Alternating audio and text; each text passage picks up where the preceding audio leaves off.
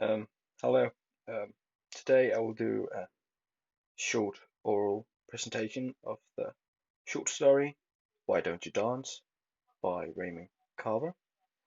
Um, First of all, I will like to present what I'll be going through in this short um, presentation. I will cover uh, the characters, I will cover style of writing and the language that is used in the short story, and I will also cover some of the themes and perspectives that is presented by the author Raymond Carver. Um, yeah, first of all, we have three main characters. We have the middle-aged man or the old man, what do you want to call him. He is kind of the main protagonist in the story. Um, we get introduced to him at the start of the story.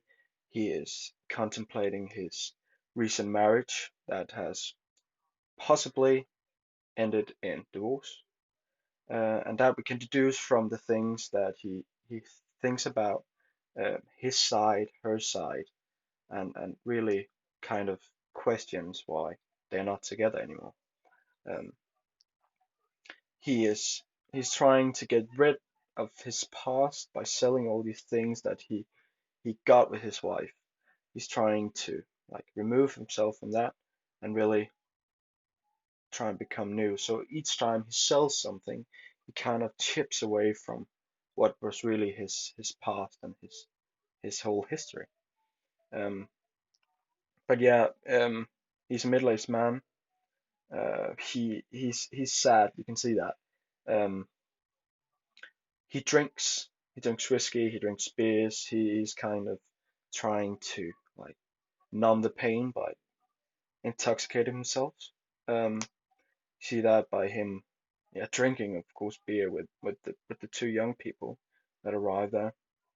And he doesn't really care about any of the prizes. Uh, he just wants to get rid of it. The the two young people, the girl and boy, they say that they have a strategy that they want to sell each item and ask for $10 less than the asking price, and he just accepts it. Um, you can see that he is older because, of course, he calls them kids, and he is broken. You can see that, um, and he cares for the young young young people. You see the boy Jack. Um, he's kind of the more responsible one of them. He doesn't want to really try the furniture out before he knows that somebody's home. Um, he doesn't really want to dance with his girlfriend. Um, and yeah, he's not like he's not as immature as the girl. Um, but the young woman is kind of outgoing and she really wants to experience life. You can see that. Um, she she she really tries to emphasize how much she wants to live by, for example, saying "kiss me" to her boyfriend, and then she amplifies it again by saying "kiss me" again. So she kind of doubles up on that, and that gives a good effect on how much she wants it. Um, and you can see that it's and she wants to live by her dancing with the old man and and saying that they have like a good connection and there really is more to it than just the dance and drinking get at the end. The style of writing is kind of space between two different parameters. You have the dialogue, which is very fast moving, and you get the effect that a lot is happening. Um, you get to experience the story between the dialogue. You don't get much descriptive words in that section. That comes in the start and at the middle. You get the setting presented. I mean, um, and you see that he's selling the stuff. He got an aluminium kitchen. he got this old cupboard, the chiffon, the French thing. Yeah, sorry.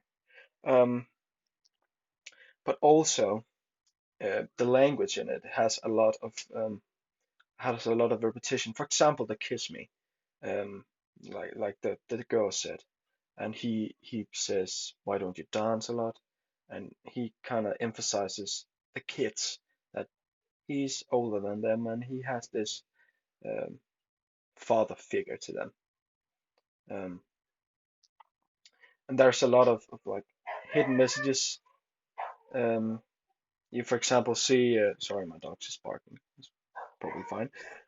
Um, you see that there's all these small symbols. The TV is like a distraction, and and and that could be the extra distraction from his past with his wife, and this way of his kind of drinking his sorrows away by drinking alcohol.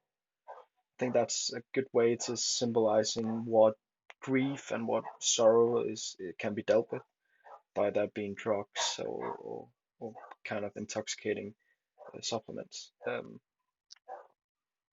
Yeah, and some of the themes in it is it's relationships.